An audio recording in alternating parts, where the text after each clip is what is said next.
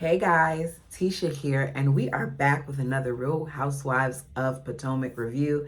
Let me apologize in advance for any noise you may hear, but I want to go ahead and get this out because I know that it's already late. So I just want to start off by saying that we know that Wendy's book signing is not the reason why she missed Candace's event. Who is she trying to fool? Seriously, like, who is she trying to fool? Because just raise your hands in the chat if you feel like anybody even bought the book. I'm just saying, who bought the book? Okay, so we begin this episode with Karen and Raven. They're going to a tattoo shop to get a tattoo in memory of Karen's mom. So they keep talking about this tattoo and Karen's mom, Georgia. And when I see the tattoo, I'm a little surprised because it is literally a little G. Not only in size, but it's a lowercase g that, no exaggeration, my nail might be longer than that G. Look at it. Like, I'm just saying, I don't understand, but one thing that Karen is doing for me during a lot of these episodes is she's providing that comedic relief. And it is making me laugh because as soon as that needle touches her skin, you hear, woo, woo, woo, woo.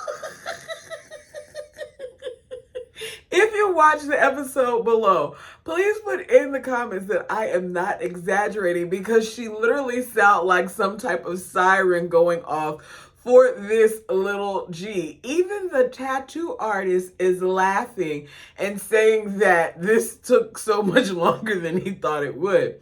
So we find out that Raven, who is also getting the same tattoo, but she's getting it in a different place, is happy about her decision to go to New York and that she's done very well for herself. We later see her go out to breakfast with her mother, Giselle, and Grace to give Grace some advice for college.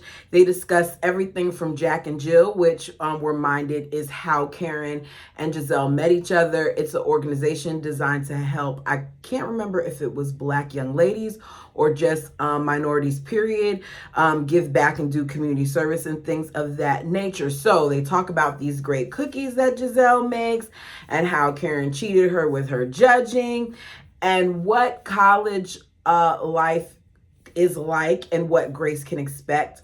Grace says that she's nervous because she already is like a natural homebody and she doesn't know how it's going to be without her mom and things of that nature.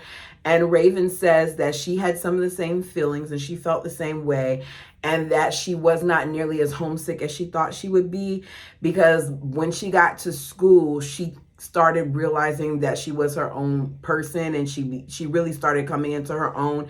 And now she finds herself wanting to come back home more. But before, while she was in school, she was just really enjoying her experience there.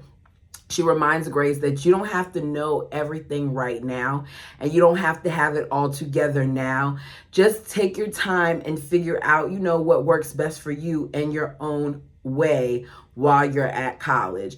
I'm listening to them talking and I'm remembering my college experience. I was not sad about leaving at all. I had a whole boyfriend. I think I was upset about leaving my boyfriend. But other than that, I was not sad. My mother and my boyfriend were standing there and my mom was crying and I jumped on my friend's back and he gave me a piggyback ride back inside the building. That sounds terrible. I already knew my roommate from high school. We purposely set up to get room together. I also knew my friend. He was an athlete, so he was there several weeks before we got on campus. So he already had his own group of friends who I also met with. So it didn't take any time for me to get acclimated and to create my own friendships. And it was great. So I was sitting there like, oh, the nostalgia of it all. I can't wait. I'm going to miss my son tremendously, but I am excited for him that he's soon going to have his own experiences. So we get to Wendy, boring scene. She sits down with new producers because she got rid of the lady that we previously saw her with 2 months ago, because that woman, when she sent out her contract, let Wendy know that she wants 50% of what they do. I don't blame Wendy. I wouldn't be giving you 50% of my stuff either, but I think that Wendy may want to start off small, because it seems like Wendy doesn't even know what she's doing. All of her ideas are all over the place. So 1 minute she's talking political, 1 minute she's talking about like homey feeling. Like, she wants a lot of different things. And I'm not saying that it can't be done, but it just seems like at some point it has to have some form of cohesiveness. And I don't hear that from what she's saying. So she wants to know from these people if they can start filming by next month. They let her know that if they can hone in on something and they can really pinpoint what it is that she wants to do, that they're more than capable of doing that, that it won't take much of them to get another team. And she tells them they're hired. I don't understand. Maybe they talked, figures before that, because that's the same mistake that she made with the first lady. Does she know the percentage that they want prior to this? Or maybe they just want a set fee. We then see Nneka and her sister. They meet up to go shopping for Nneka's unfurnished home. We learned more about Nneka in this short scene with her sister than we've had this entire time on this show. We find out that her sister and her used to bump heads a lot, that her sister at the age of 24 already had a husband, and I believe she said 3 kids, and she had her 3rd kid. Wow, or at 24 was she married? She was young when she got married. She already has kids, and at the time she was in her medical school residency, she was pregnant with her 3rd child.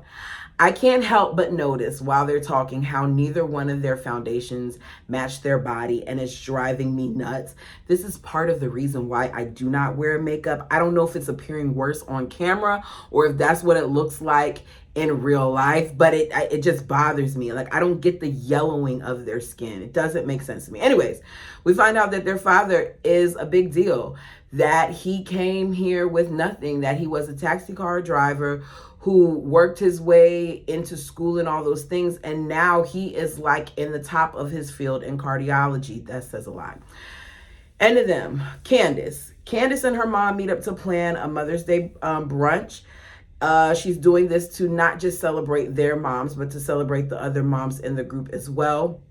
They discuss invites with this woman who is over like a perfume company, I believe it is. And for some reason, while they're discussing the invites, Candace's mom asks her if she's going to invite Giselle. Has she not seen all the things that has transpired on the internet? Has she not heard from her own daughter about her frustrations? Has Candace's mom been under a rock? Because why would she think that Candace would invite Giselle? They then also discuss Robin, and she does say that, she was a little hesitant, but she's going to go ahead and extend an invite. So we have Robin.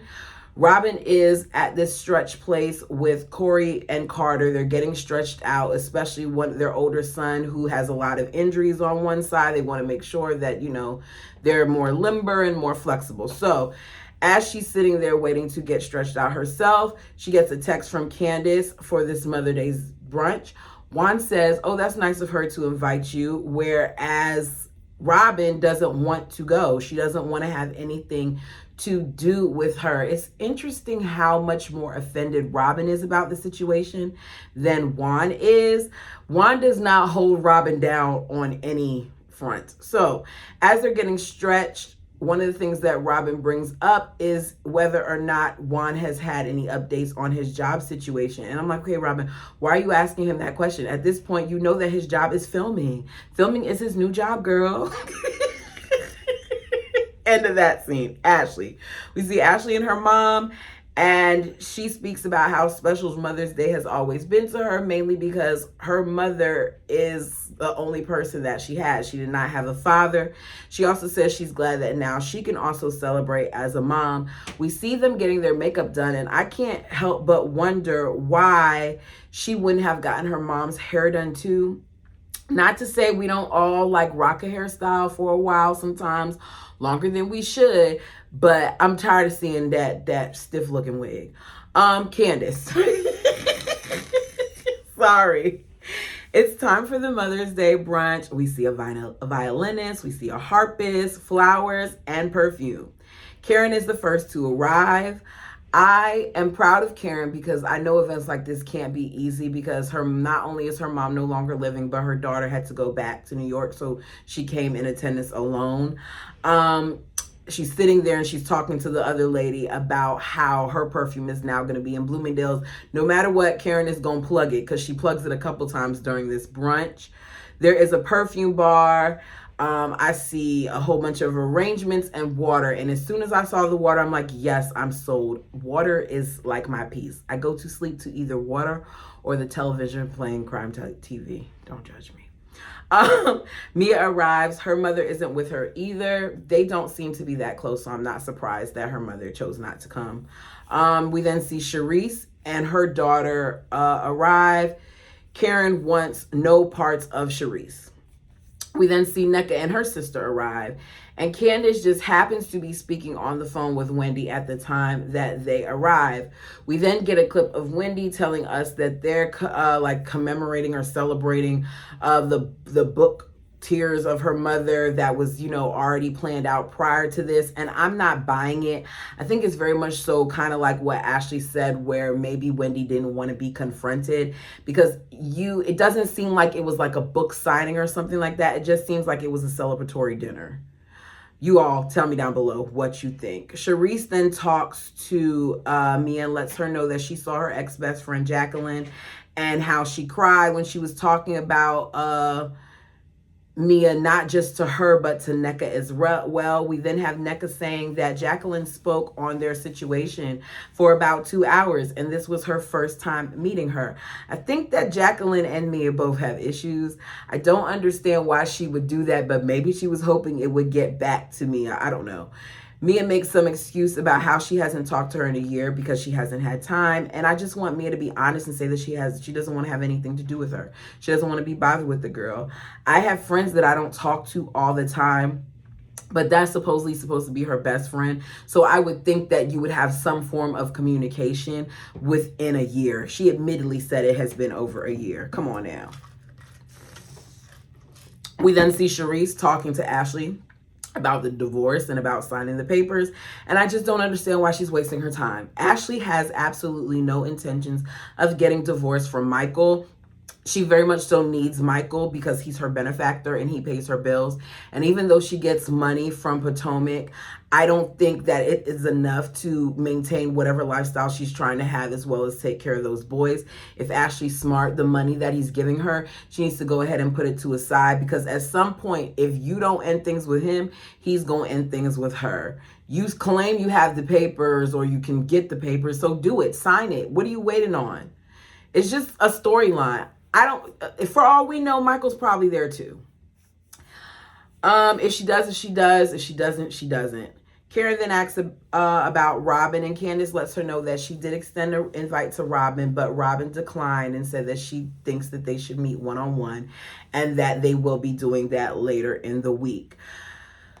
They then thought, according to Ashley, that their next meetup would be coming soon with them all going to Surrey. But Karen says for insurance purposes, I cannot invite all of you all at once, which basically means y'all not going to come in that house and destroy my stuff.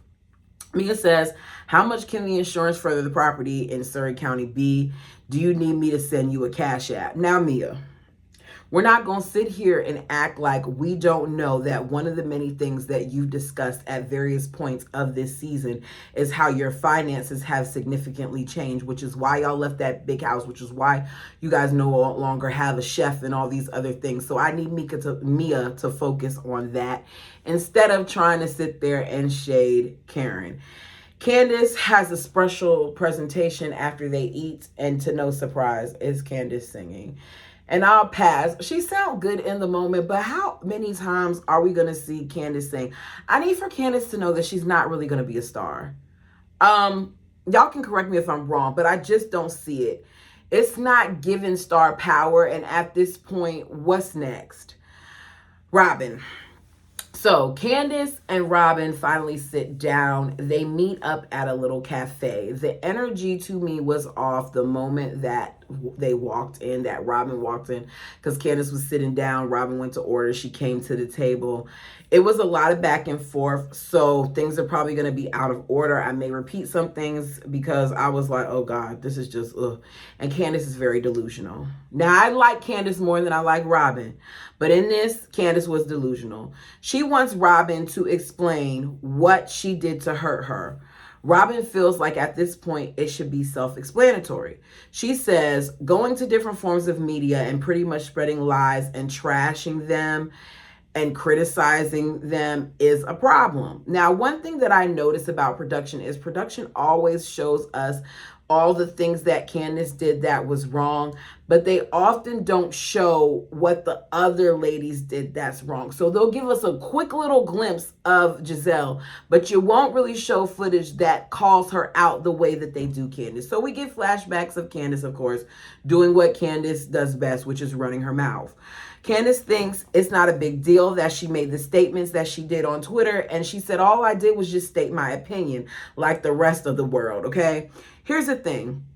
State your opinion, but do it to your friend. And I use that term loosely because some people have said in the comments that they were friends at some point.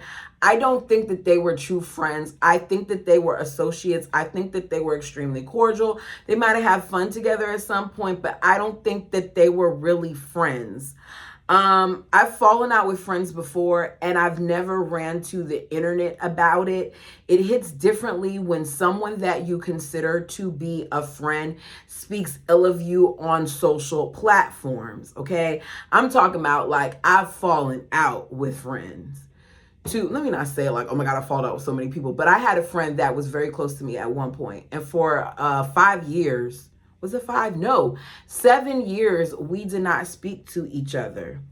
And it wasn't anything significant. It just, we got into an argument. We both said things to one another and we parted ways. Neither one of us spoke ill about one another to other people or made our friends choose. We just both knew that we needed some time apart. Now we're back better than ever. But my point is, at no point did we go to social media and discuss the inner workings of that argument, bash each other on the internet, say hurtful things. Some people don't even know that there was ever an issue, which they shouldn't because it's really none of their business. So Candace, in her own words, can't be this dense. She can't be this dense that she doesn't know why Robin is bothered. Candace asks Robin, what did I do to hurt you? And Robin scoffs, as she should. I don't care for Robin, but she has every right to be annoyed with Candace. Robin should have told what happened on the show, right? Yeah, that's what I thought too. For the longest time, I'm like, okay, why do we have to find out about this after the fact? Why aren't y'all telling us the truth? Why didn't you say this on the show? But I'm looking back at it now and I'm saying to myself, like, if something is going on with myself and my man, I'm not about to come up here and tell you all, even though we're family, the inner workings of what myself and my man are going through. Like, if it wasn't in the reality space, it wouldn't happen. Robin said that the moment that she became Twitter fingers and started dragging her, the friendship was over for her. And I don't blame her, because if I was in that position where Robin was, I wouldn't want to be friends with her either. I probably, if I'm being honest, would want to show up and you know, confront her on it. But Robin has talked about Candace too. This is the same person who played audio of Candace at a table for all to hear when at that time she was supposed to be cool with Candace. She jumped on Giselle's bandwagon. So is Robin's hands clean either? No. Candace said, well, I didn't do it to offend you. Robin in her confessional says, if you didn't do it to offend me, then what did you do it for? What was the purpose of it? I feel like Candace might be tolerable outside of the show, but when it comes to this show, Candace makes it hard to defend her because Candace doesn't know how to properly resolve things, because Candace doesn't ever own her part. Like, Candace should have just said, I had a problem with the fact that 1 minute you were seeming like you were defending myself and my husband, and then the next you were jumping on your friend's side. She should have said all of that. You disagree with what Robin did, and instead of going to Robin and telling her, she went to, I believe she went to social media. Did Candace tell Robin why she was upset with her, or did she go to social media first and see it that way? Because there seems to be some sort of disconnect here, and I don't quite get what it is. Robin said, I'm not going to throw my husband under the bus for a show. She says, when you run your mouth about your spouse to other people, like you tell other people about things with your spouse, and then you and your spouse fix the situation, you all might be over it, but everybody else around you, because of what you told them, might not be. And that's true. Robin then says that her biggest issue with Candace was her saying that Giselle, Ashley, and Robin were all in cahoots in regards to lying on her husband. Candace basically says that she found it odd for Robin to come to her husband's defense when it came to Giselle. Candace thinks that it is disgusting that Robin is friends with someone like Giselle, who would speak falsely about her husband the way that she did and push out that narrative. And that continues to be the problem. Candace is upset with Giselle, but Candace, and she's upset with Robin too, and Ashley, but Candace can't get what she wants from Giselle, which is a time to call her out on this platform, on Bravo, because Giselle is not going to film with her independently. Giselle didn't even want to have a conversation with her when they were at the Austin trip. Meanwhile, Giselle was still kind of stirring the pot in different ways. Candace then says she doesn't understand why she can't feel the way that she wants to feel. And Robin says it's because you take what you feel to the internet and you make it and seem like it's a fact. They go in circles. Robin says, you feel like I will plot and do things against you and your husband, so you should never want to be my friend. And that's true. If you feel that she did all of this, Candace, why do you want to be her friend? Candace gets up and leaves her perfectly non-bit sandwich on the table and walks away. And I'm like, girl, why are you leaving this sandwich? What did the sandwich do to you? Meanwhile, Robin is me, and Robin's gonna finish her food.